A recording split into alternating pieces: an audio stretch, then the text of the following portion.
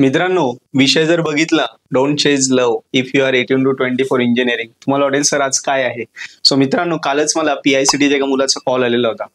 त्याने क्लिअर केलं, माझ्या थर्ड इयरचा मुलगा होता, त्याचे विषय निघत नाहीये आणि त्यांनी नंतर जसं आपला हेल्पलाईन नंबर आहे त्याच्यावर रोज 17-18 कॉल तर असे अननोन येतात की जे पोरं माझ्याकडून गायडन्स घेत असतात. मेसेजला तर लिमिटच नाही. तुम्हाला काही गायडन्स लागला तर नक्की हे करा, पण कॉल 10 ते 6 मध्येच आला पाहिजे तरच मी रिसिव्ह करेल. तर त्या मुलाने नंतर सांगितलं की असं असं झालंय सर, याच्यामुळे असं असं झालंय. सो त्यामुळेच हा व्हिडिओ, जर त्यालाही प्रॉब्लेम असेल तर तो बोलतोय सर किती पोरांना हा प्रॉब्लेम आहे, त्यामुळे हा व्हिडिओ मी आज देतोय. पण मी इथे अगेन्स्ट दिस थिंग नाहीये.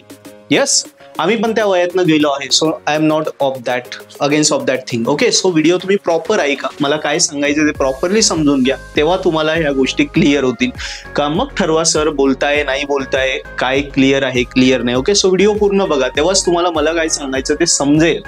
हा व्हिडिओ दोन्हीही प्रकारच्या मुलांसाठी, पहिला की जो ऑलरेडी रिलेशन मध्ये आहेत मुलं मुली त्यांच्यासाठी पण, आणि दुसरा जे रिलेशन मध्ये नाही येत पण त्यांना वाटतंय यार की आपण पण आता रिलेशन मध्ये पाहिजे होतो, आणि थर्ड ज्यांचा हा प्रांतच नाहीये, ज्यांना फक्त फोकसली अभ्यास करायचा आहे, नंतर जॉब बीब लागल्यानंतर मग आपल्याला घरचे करूनच देणार आहे, मग आपल्या सैराट तेव्हा होणार नाही. यस, मग या हिशोबाने सगळ्या मुलांसाठी हा व्हिडिओ मी स्पेसिफिक देतोय. काय होतंय सध्या कुठे पण बघा की आपण नुसतं समजा आता पहिल्या केससाठी आपण हे करूया की जे मुलं इन रिलेशनशिप मध्ये आहेत, फर्स्ट केस.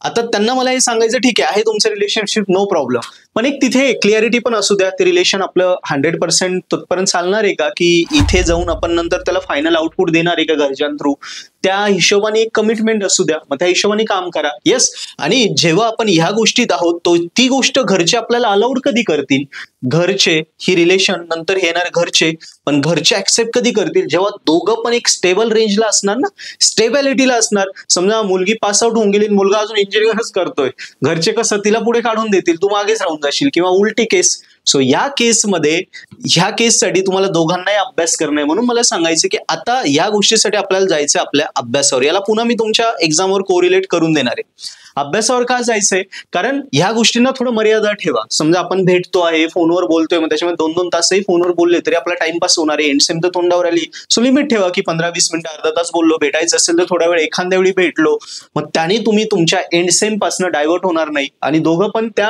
कमिटमेंट मध्ये राहा की एवढाच वेळ आपल्याला द्यायचा आहे, आणि मग आपल्याला आपल्या अभ्यासावरच लक्ष द्यायचं आहे. कारण आपल्याला जवळ येते 15 मे 20 मे. मी ऑलरेडी मागच्या व्हिडिओमध्ये तुम्ही डेट्स दिल्या होत्या ना, ओरल प्रॅक्टिकल सगळ्या, तो 15-20 मे हे आहेच आपली एक्झाम. सो याच्यापासून आपण डायव्हर्ट नको व्हायला, कारण आपल्याला जर हे पुढे टिकवायचं आहे आणि घरच्या थ्रू ते फायनल करायचं, तर दोघं पण त्या लेवललाच गेले पाहिजे. दोघं पण, एकाला 50,000 पगार आहे तर दुसऱ्याला 40,000 या रेंजमध्ये पाहिजे, नाही तर एकाला 50,000 पगार आहे आणि दुसरा अजून इंजिनिअरच करतोय, मग ते नाही होणार.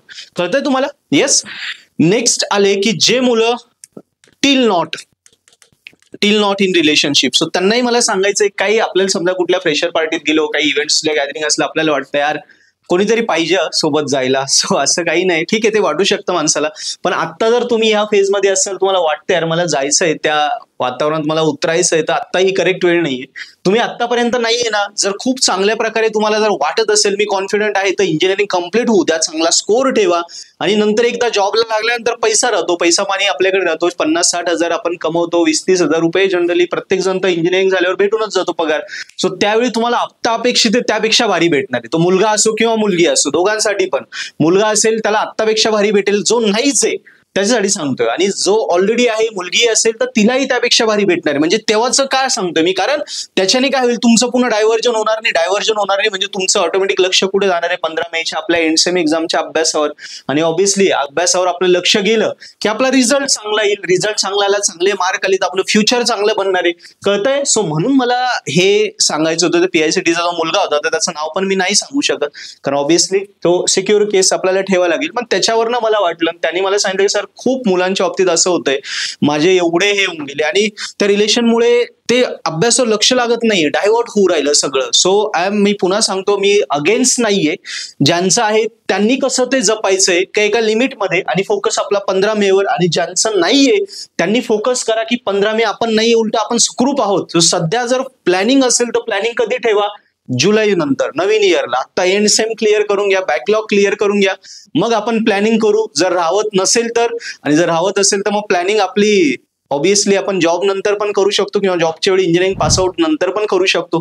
क्लिअर आहे मित्रांनो? सो हे सिनेरिओ होते जे आत्ताचे गरजेचे होते, कारण या एंड सेम एक्झाम साठी तुम्ही वर्गात पहिले आले पाहिजे, टॉप केलं पाहिजे. यासाठी या प्रत्येक गोष्टींवर मी काम करतो, तुमच्या अभ्यासापासून काम करतो, तुम्हाला प्रत्येक गोष्टीचं नॉलेज देतो. अभ्यास कसा करा, कधी उठा, कधी झोपा, कसा अभ्यास करा, स्टडी मटेरियल कसं ठेवा, काय काय प्रॉब्लेम येतात तुमच्या एव्हाना रिलेशनशिपवर. काल मला कॉल आला त्यामुळे मला त्याच्यावर सुद्धा मला वाटलं की बोलणं गरजेचं होतं. प्रत्येक गोष्टीवर तुम्हाला हुशार करण्यासाठी, टॉप करण्यासाठी मी मदत करतोय. सो त्याच्यामुळे नक्की व्हिडिओ आवडला असेल, काही डाऊट असेल कमेंटमध्ये लिहा, किंवा तुम्हाला माझ्याशी बोलायचं 10 ते 6 मध्ये तुम्ही कॉल करू शकता. खाली हेल्पलाईन नंबर आहेच. येस, पण कॉल टाइम लक्षात ठेवा 10 ते 6. त्याच्यानंतर मी रिसिव्ह नाही करणार, कारण खूप कॉल येतात, आम्ही पण वैतागून जातो मग. आणि गोष्टी फॉलो करा दोन्ही प्रकारच्या मुलांसाठी, जे रिलेशन मध्ये आहे, जे नाही आहे. टार्गेट आपलं हे आहे. याच्यानंतर एंड सेम एक्झाम नंतर काय करायचं आपण करू शकतो, मर्यादित आत्ता काम करायचं. क्लिअर आहे? येस. सो आणि अभ्यास करताना ऑब्विसली आहेच तुमच्यासाठी पर्पल हॅट ॲप, त्याला डाउनलोड करा. फ्री लेक्चर्स बघा, फ्री लेक्चर आवडले तर कोर्सेस सबस्क्राईब करा. एकदा पर्पल हॅट ॲप घेतलं की मग कुणाचीच गरज नाही, मित्राची नाही, मैत्रिणीची नाही, पुस्तकाची नाही, सरांची नाही, कॉलेजची नाही, कुणाची नाही. वेगळं स्टडी मटेरियल पण बघायचं नाही. याच्यात जेवढं तेवढंच करायचं, तेच पेपरला आहेत, त्याच्या बाहेर काहीच नाहीयेत. हेच पेपरला येणार आहे. पासिंग तर sure shot, scoring sure shot होते. चांगला अभ्यास 2-3 वेळा रिवाइज केलं तर टॉप पण करशाल. ठीक आहे? थँक्यू.